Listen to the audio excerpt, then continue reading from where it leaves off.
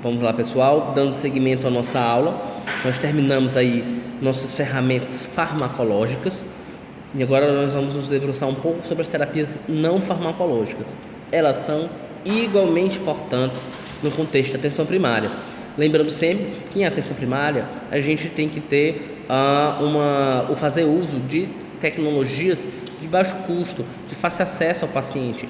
Por isso, a importância das terapias não farmacológicas. A gente aí abraça a multidisciplinaridade necessária na abordagem dos transtornos mentais. Então, em relação às terapias farmacológicas, a primeira coisa que você tem que fazer para todo paciente de saúde mental é aquela psicoeducação. Com a psicoeducação, você explicar para o paciente, dar nome ao paciente, ao que ele tem, explicar o que é a doença, porque a doença apareceu, como ela faz, o que é que ela faz, o que é que ela não faz, por quanto tempo ela pode ficar, por quanto tempo ela não vai ficar. Isso é importante para o paciente, porque você aumenta a adesão ao tratamento, a melhora da resposta. O paciente, quando ele entende que é uma coisa que pode ser enfrentada, deve ser enfrentada em conjunto com a equipe de saúde, ele vai aderir ao tratamento, você vai motivar o paciente, você tem que abordar as motivações do paciente, entender a história do paciente, como essa doença, como esse transtorno mental impactou na história daquele paciente, na história daquele paciente e da família do paciente. Isso é importante também, certo?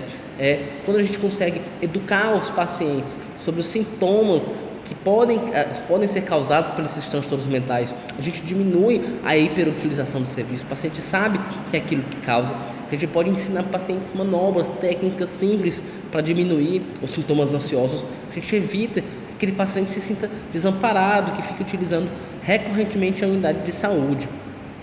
Então, quando você educa o paciente, explica para o paciente a importância das medidas, das mudanças de estilo de vida, você aumenta a chance do paciente aderir, você evita a hiperutilização dos serviços de saúde e você também evita o uso excessivo de sintomáticos, certo? Isso é muito importante. Inclusive também intervenções desnecessárias, explicar para o paciente por que não precisa ficar pedindo eletrocardiograma o tempo todo, pedindo exame de sangue o tempo todo, tomografia de cabeça. Isso aí é psicoeducação, certo? Dentre as psicoterapias, a que está melhor estabelecida, tem mais estudos para os transtornos mentais comuns, é a terapia cognitivo-comportamental. Ela é bem estabelecida nos transtornos fóbicos ansiosos, tá certo? Ela engloba o cientificismo médico com a experiência da doença do paciente, tá certo? Ela contém como objetivo uma reformulação mental dos pensamentos do paciente e dos comportamentos, tá bom?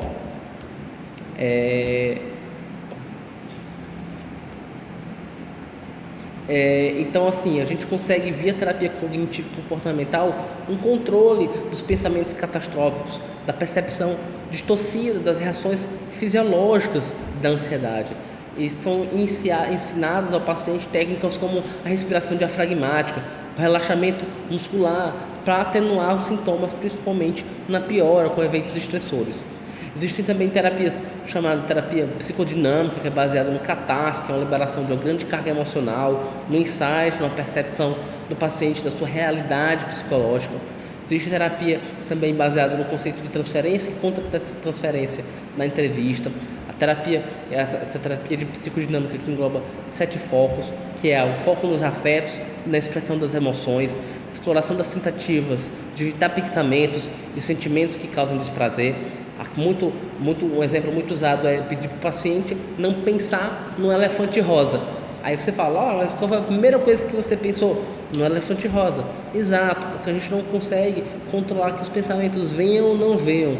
O que a gente consegue controlar é o que esses pensamentos não tomarem a nossa mente, não tomarem a nossa cabeça. Você consegue empoderar o paciente disso, ok? Identificação de temas e padrões de sofrimento recorrentes na vida do paciente, discussão de experiências passadas, um foco nas relações interpessoais, as redes de apoio são terapêuticas no paciente com transtorno mental comum, foco na relação terapêutica, naquele momento da consulta também, para que o paciente se sinta acolhido, e exploração de fantasias do paciente, tá certo?